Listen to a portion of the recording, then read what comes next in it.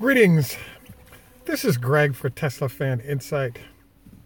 Today's talk focuses on Day 15 for Model 3 ownership, as well as battery degradation comparisons between Nissan Leaf and Tesla, as a look at some of the Tesla competitive advantages.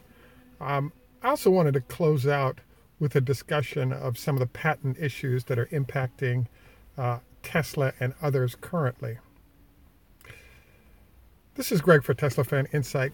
Thanks once again for joining us. If this is your first time on our site, please take time to like and subscribe. If you're returning, welcome back. Don't forget to hit the bell icon so you don't miss anything. And finally, we could really use a $1 or $2 per month support on Patreon to help us do better work across the board. So, I have a good friend of mine who lives in a place called Berkeley, California.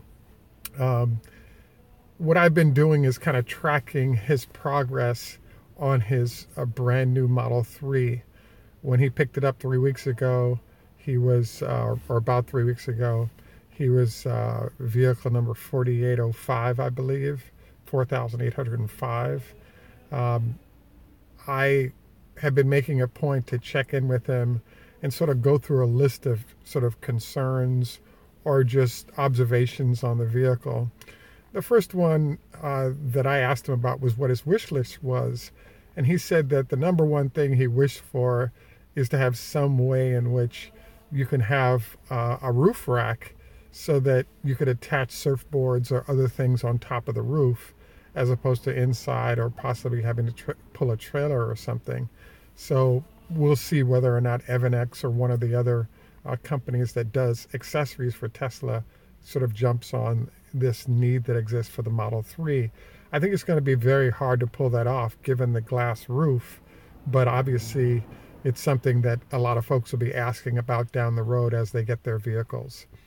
The second thing he talked about was that he got a software upgrade, but there are some steering challenges that he's had that are sort of a reflection of moving. The experience with both cars is very similar, but he was saying he's seeing better performance of the sort of steering operations as they've gotten some software upgrades. I further thought it was interesting because in his case, he lives in a place called Berkeley, California, and Tesla's elected to open up a new service center there, which I think, he was saying is pretty cool news. I was fascinated because he's also the good friend of mine that I talked with you guys about, who ran into huge problems where each of the door handles on his former vehicle, the Model S, had to be replaced incrementally. And now I'm seeing that there are users who are talking about the fact that a Model S door handle could be as costly as $1,000 a piece. And so there are a lot of folks who are leaving the Model S to get into their Model 3s, partially because they no longer have to deal with, or they still are under warranty and don't have to worry about off-warranty repairs. And I guess from what people are saying, the motor can be $6,000, as well as the door handles at $1,000 a pop tend to be sensitive items that have to be replaced or might end up being replaced. One other thing I was reviewing with him is the fact that he had a good friend of his who purchased or got his vehicle in the 2,000-2,500 range, and it had decided to sell. And he was kind of struggling with his vehicle a bit on sale because we're still in a period where if you purchase a car, you're still getting the $9,000 tax credit. And if you actually go ahead and purchase from a current user while the tax credits are still available, that's a $9,000 gap between the two types of vehicles. So I believe his friend has had some challenges finding a buyer for his barely used or almost brand new vehicle.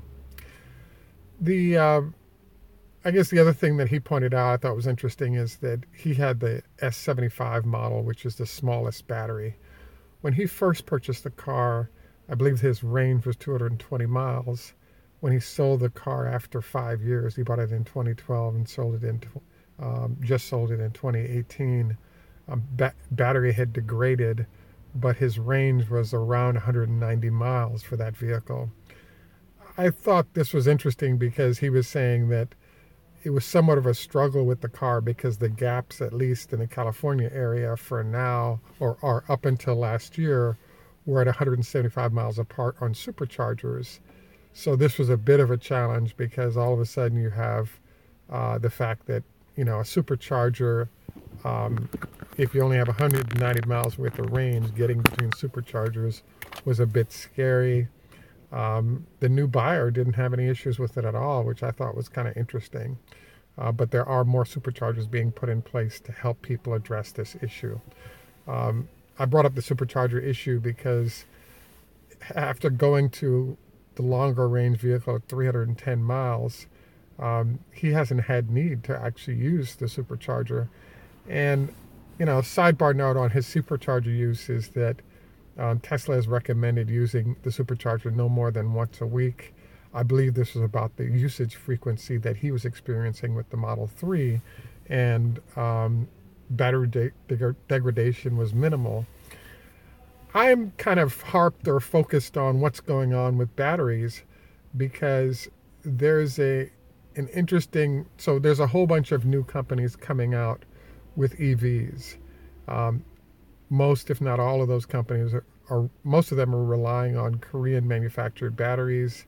I believe the Nissan Leaf is part of that group. And there are many Nissan Leaf owners at year 5 that are experiencing greater than 50% loss of range. And so I'm fascinated because one of the form factors is if after 5 years you lose half your battery, whereas Tesla only loses 10% of their battery or so approximately, I think that's a huge difference in performance, which a lot of people haven't been discussing, but I think is important to note. So, according to Elon Musk, the newest battery that's going into the Model 3 is going to even see less battery degradation and last longer. So I think this highlights again why Tesla is kind of a superior choice when it comes to making a decision between which of the EVs that you might want to go with. Again, for those of you who haven't seen the Dave Duff discussion about optimizing your battery degradation by how you manage your battery, I think this is a big deal and something that'll be really worth your time to spend some time in. The final thing I wanted to review is sort of a discussion that's sort of behind the scenes on Tesla related to, well, what's going on with the Tesla patents? So there's a story that I'll probably cover more in depth on another show, but I think is really fascinating. And what that is that Tesla, or there's a lot of companies, executives, venture capitalists in Silicon Valley that have really been trying to figure out how to manage patents better. One of the problems that's come up is that if you think about the iPhone, for example, Samsung reverse engineered the iPhone and then put out iPhone equivalents and got sued by Apple. After the lawsuit, Apple won initially, I think, $1 billion or $1.5 billion, and then Samsung has been appealing those. And I think the latest I saw was that Samsung was going to have to give $300 million to Apple for infringing on their patents on the iPhone. So I thought this was kind of interesting relative to Tesla, because I don't know if you guys have heard the story, but when it was announced by Tesla at the end of 2016 heading into 2017, the was that thanks for the air-cooled versus battery-cooled and the high degradation impact of the Leaf battery. Sorry about the bad reception here. We're in what should be in a great location. The final part of this whole discussion of what's going on is that Samsung announced that there's that within 30 to 90 days of getting a hold of the new Model 3 battery, Samsung would have a copy of it made, and that they will have it reverse engineered and at scale for production by 2021. So it's interesting to note that basically what Tesla has done is 75% of their work is off patent. I mean, it's patented, but the patents are open, and they're consulting other entities, particularly BMW comes to mind in terms of how and what to do in EVs with their batteries. Now, Tesla has elected to not patent a portion of what they're doing, and both the equipment that they're using to deliver those batteries combined with the final portion of those patents are not being sought by Tesla. They're simply going for a top secret situation. So I've been finding it fascinating because nobody has sort of come out and taken the Model 3 apart and cut the battery open so we can all find out what's going on with it. But it's still way better than options offered by other entities out there. And the question that comes up is, should Tesla patent everything, then have Samsung use their $40 billion a year of R&D money to go through those patents to replicate everything they're doing in batteries, A, or B, should Tesla make it open patents on 75% of what they're doing, and then that final portion, they don't engage in any patent work. They simply keep portions of what they're doing completely secret from everybody except for those that need to know. And so this sort of introduces a whole new method for how patents are being managed in the Valley.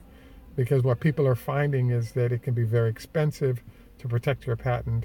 And even if you get wins, you can end up with large, mostly agent entities, but agent entities from around the world that are copying what you've done. So this creates a complete disaster in terms of spending huge resources trying to manage patents and at the same time not being properly compensated, but your competitive advantage is being screwed up by the fact that you're revealing huge amounts of information that results in a quicker time to have competitors that are on your case. So I decided that I wanted to sort of roam into this because I was thinking that for those that are currently Model 3 owners or that are headed into it, it might be interesting to note the type of sort of routine issues that are being had, hence me making this a regular. And so I expect to be doing like a 30, a 45 day, a 60 day to identify issues or interesting things that are being shared by my buddy who's an owner. I think that, I don't want to stretch on if we don't have concrete stuff to cover. So I think I'm going to leave it at that today. Please, wanted to remind you, we would greatly appreciate your support on Patreon of $1 or $2 a month. Number one. Number two, please take time to like and subscribe and hit the bell icon so you don't miss anything. Great to see several of you join me fairly quickly, even though this wasn't necessarily a scheduled day for us to show up for another show. And again, Max gut, German, au revoir, Francais, das Vidania, Russian, Lahitraot, Hebrew, Choda Hafez. I'm told this is Farsi. I was originally told that this was Arabic, but it is Farsi. And I want to thank you for taking time out to share with us and look forward to our next opportunity to communicate. Please take time to like and subscribe, and any comments you'd like to share below, we'd love to be responsive. We're a site that appreciates the work Tesla is doing, so if you have really evil things to say about Elon or Tesla, we may not be able to accommodate you on that portion of things. And we'll look forward to our trucking update. We usually do a Thursday update on sort of new developments on the truck that we've unearthed, and that's sort of our next stage. Have a great day, and thanks for now. Enough respect, Jamaican Caribbean.